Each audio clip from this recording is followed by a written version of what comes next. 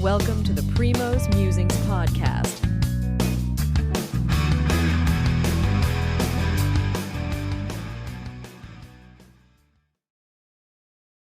Good morning. This is Sri Primo with a quick recap of the last three matches. As we do know, like some of these matches were washed out, some of them were curtailed, but the bottom line after today's South Africa's impressive win over England, both South Africa and Australia have advanced to the ICC Champions Trophy semifinals. And in Group B, you have South Africa with 5 points. They get the number 1 spot, along with Australia getting the number 2 spot. We still have one more match to go in Group A. The winner of the New Zealand and India match will be the top of Group A and will play Australia, and the runner-up in Group A would play South Africa. I think the place where both the teams will be playing will be determined based on where India finishes. So we'll get to that after this recap. South Africa today dominated England by 7 wickets, while Australia yesterday qualified via run affected. No result against Afghanistan. I do believe that the way Australia was going yesterday, they were on track to win that match. So with that, both Afghanistan and England have bid goodbye in the tournament, but Afghanistan should be really proud about how they played, unlike England that have now lost 6 in a row, the one days, including the 3 in India. So before we get to a lot of the key moments in the game today, when I look at how South Africa today, their bowling was just phenomenal. Their pace attack completely dismantled England's batting lineup. They limited them to 179 runs in just 35 overs. The fact that England didn't even complete their 50 overs tells you everything about how they played in this tournament. And for England, it was again the ever consistent Joe Root who offered some kind of assistance. And for South Africa, you had Marco Jansen, Rabada, Mulder, all of them. Everybody in South Africa's team got a wicket. And when I look at how England started, you had Salt, who again had a very disappointing string of bad performances, and Duckett, when they started, Salt was the first to go in the first over itself. The one thing I always see about Salt is that he starts very quick, hits a couple of fours, but then doesn't have the patience to stay on the crease.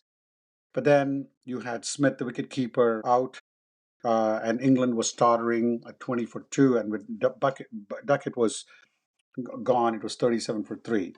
Only Harry Brook and Root offered some resistance, and then Butler and Root had a partnership. But other than that, Archer in the end scoring 25 of 31. Archer has actually scored, I believe, more than Phil Salt and some of the top order batsmen. Marco Jansen was impressive for South Africa. With in this one, he removed, like I said, Salt and Jamie Smith early. His line and length was completely on point, and England had a very tough time. He exploited the England's very shaky top order, as we've discussed. And then you had Ngidi and Keshav Maharaj, who bowled really impressively. They put more pressure on England in the middle overs, and they never gained momentum, as I mentioned. And Root offered some resistance, and like I said, Archer. The chasing this a very paltry 180, South Africa's top order was just truly impressive. You had, except I would say Stubbs was out very quickly, with Archer also shining with the ball, bowled him for a knot. And it was up to Rickleton and Van der Dusen, who took South Africa to 47 when Rickleton again had his wickets castled by Archer. So Archer again, impressive. And after that, it was a Clausen and Van der Dusen show. Clausen 64 of 56 with 11 fours, and Van der Dusen 72 not out of 87 balls with 6 fours and 3. Clausen actually was going for a big shot of Adil Rashid in the end with 6 runs to win, and got caught by Saqib Mohammed, but by the time the damage was already done, South Africa easily won by 7 wickets with plenty of overs to spare, at least 20 overs to spare. So with that, As I mentioned, South Africa's one troubling thing for South Africa is that Aiden Markham had an injury, but other than that, it's remains to be seen what will be for the rest of the tournament. I haven't really checked at this point. So, like I said, South Africa goes to the top of the Group B and Australia second. With this, let's also quickly talk about the Afghanistan Australia very quickly. Afghanistan actually lost regular wickets, but they scored a resilient 273 runs. They had a very shaky start, 24 for 2, but Atal and Omarzai steadied the ship. And then Omarzai has been pretty good, even with the ball and bat. He took 5 wickets last match and also hit like a quick fire 40. Australia's one problem that's going on with Australia is a lot of extras. That's something to be of notable thing when they play either India or New Zealand in the semifinal. You got Ben Wash, who took 3 wickets, and Spencer Johnson, who took 2 wickets. But Australia was actually beginning very explosively. Of course, who else? Travis Head was just phenomenal against Afghanistan yesterday. They really took it to Afghanistan, and Short had a quick fire 20, but after he fell, it was Captain Steve Smith and Head took the match in a very positive direction for Australia. Australia was 109 for 1 at 12.5 overs. So they were going in the right clip and right pace, but scoring 10 runs and over in the early part of the game put Australia in a driver's seat. And unfortunately for Afghanistan, they had a pretty good run in this tournament. They did upset England, gave a good fight to South Africa, but at the same time, good performance by them. But I think they're trending in the right direction, unlike Bangladesh or Pakistan or even England lately. But that's where we are. In fact, Afghanistan finished ahead of England with 3 points. Only 1 point separated them from Australia. So I would say that they did give their best fight. One thing is that from an England standpoint, Butler is going to resign as a white ball captain, end of an era. And one thing for England is that their over reliance on Root has been an inconsistent bowling, except for Archer, has highlighted their systemic issues. And I think this is something that England needs to be thinking about as they go into the 2026 World Cup.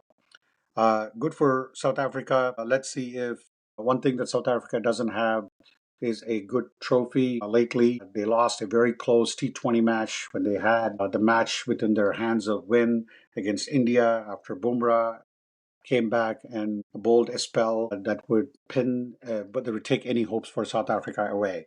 So with that, we have the 4 semifinalists all wrapped up. You have South Africa and Australia and India and New Zealand. It's going to be very interesting how both the teams would approach between India and New Zealand. Will they rest their players? There's been some talk on that. Who wants to play Australia? Who wants to play South Africa? But at this time, if I'm India, this is just me saying this, I would go for the win, knowing very well that Australia will be the one traveling to Dubai with limited rest and playing against India. Different pitch from what Pakistan has been offering for Australian bowlers. And the fact that the only thing I would say that in a matchup against India, Australia always has a great advantage when Travis Head. Travis Head is proved to be a match winner. He's proved to be a player who can take the Indian bowling attack, especially now that we don't have Bumrah. So that's something to note. If I'm India, I would go for the win, play Australia. One thing that is India has always struggled against Australia is in the final. But they've done actually pretty good when they've played in the World Cup 2011. They played them in the quarterfinals. So beating Australia in the semifinals would be a much better option for India than playing in a final where there is a lot more pressure. I'm not saying that there's not going to be much pressure even in the semifinals, but I really do believe that India has a better chance against Australia in the semifinals.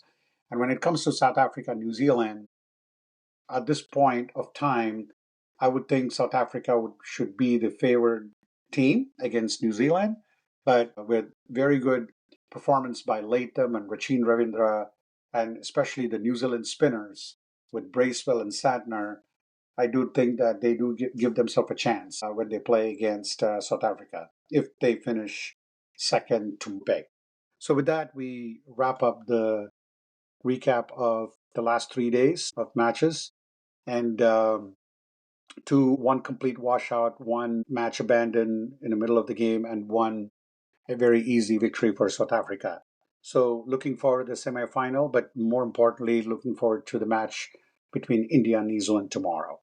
Thanks again for listening, and thanks again for supporting this podcast. Thank you, and have a good rest of the day. Thank you for listening. Primo will be back soon.